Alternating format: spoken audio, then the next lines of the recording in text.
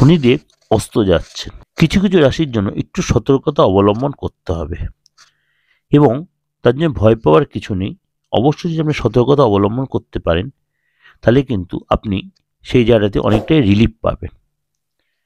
তাহলে কবে শনিদেব অস্ত যাবে এবং কোন কোন রাশির জন্য সেটা পজিটিভ বা নেগেটিভ ইম্প্যাক্ট তৈরি করবে।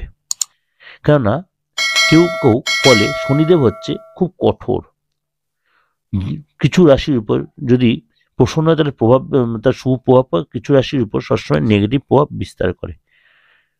শনির অবস্থানে পরিবর্তন অবশ্যই প্রতি রাশির মানুষের জীবনে প্রভাবিত করে এবং শনি গ্রহ এখন এই মুহূর্তে তার মূল ত্রিকোণ রাশি কুম্ভ রাশিতেই রয়েছে। শনিদেব কিন্তু কুম্ভ রাশিতে অস্ত যাবে এবং মীন রাশিতে উদিত হবে। অনেক রাশিচক্রের চিহ্নগুলো শনির অস্ত যাওয়ার জন্য উপকৃত হবে, কিছু রাশিকে একটু সতর্কতা অবলম্বন করতে হবে। তাহলে শনিদেব কবে অস্ত যাবেন? 28শে ফেব্রুয়ারি। 28শে ফেব্রুয়ারি শনিদেব সন্ধ্যা 7টা 1 মিনিটে কুম্ভ রাশিতে অস্তমিত হবে। আগামী 28শে ফেব্রুয়ারি শনিদেব কুম্ভ রাশিতেই 7টা 1 মিনিটে অস্তমিত হবে। 37 দিন ধরে এই অবস্থানে থাকবে। 37 দিন ধরে এই অবস্থানে থাকবে। এরপরে 6 এপ্রিল শনিদেব মীন রাশিতে উদিত হবে। এরপরে 6 এপ্রিল শনিদেব মীন রাশিতে উদিত হবে। কোন কোন রাশির জন্য সময়টা ভালো হবে? প্রথম রাশি হচ্ছে মেষ রাশি। মেষ রাশির জাতক জাতিকাদের জন্য শনির সূর্যাস্তের সময় অর্থাৎ অস্তের সময়, শনির অস্তের সময় আপনার কিন্তু অনেকটাই একটু সতর্ক হতে হবে, বিশেষ করে শরীর নিয়ে। অপ্রয়োজনীয় খরচ আপনাকে ঘিরে ধরবে, আপনার মধ্যে মানসিক অস্থিরতা বাড়বে, ইনকামটা কমে যাবে, ভেবে চিন্তে আপনাকে খরচ করতে হবে। আপনি শেয়ার মার্কেট বা এরকম কোন জায়গায় বা ইনভেস্টের ব্যাপারে এই সময় কিন্তু সেগুলো একটু ভেবে চিন্তে আপনাকে এগোতে হবে। এই সময় আপনাকে কাউকে টাকা ধার দিলে চলবে না এবং এসব আপনার বড় কোনো ক্ষতির সম্মুখীন হতে পারেন।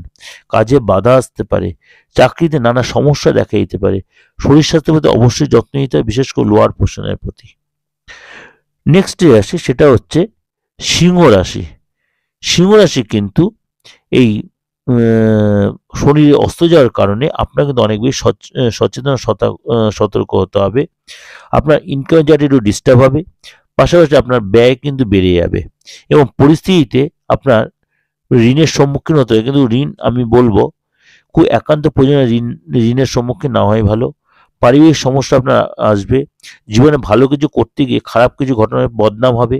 কোনো পদক্ষেপ নেওয়া 5বার ভেবে করবেন এবং বিবাহিত জীবনে কিছু ভুল বোঝাবুঝির কারণে বিবাহিত লাইফে ডিস্টার্ব হবে এবং আপনার অহংকার এবং জেদের জন্য আপনার অনেক সম্পর্ক সুসম্পর্ক নষ্ট হয়ে যাবে। নেক্সট যে রাশি একটু সতর্কতা অবলম্বন করতে হবে সেটা হচ্ছে মকর রাশি। মকর রাশির জাতকরাও কিন্তু আর্থিক ও মানসিক সমস্যার সম্মুখীন হবেন। আর্থিক ও মানসিক দুই সমস্যার সম্মুখীন হবেন। পরিবারের সঙ্গে কোনো বিষয় আপনার বিবাদ বা অশান্তি লেগে যেতে পারে মকর রাশি এবং কাজে কিছু বাধা আসতে পারে, কাজের জায়গায় কিছু বাধা আসতে পারে। কিছু বিষয় আপনাকে মানসিক উত্তেজনা আপনাকে বাড়িয়ে দেবে, খিটখিটে হয়ে যেতে পারে।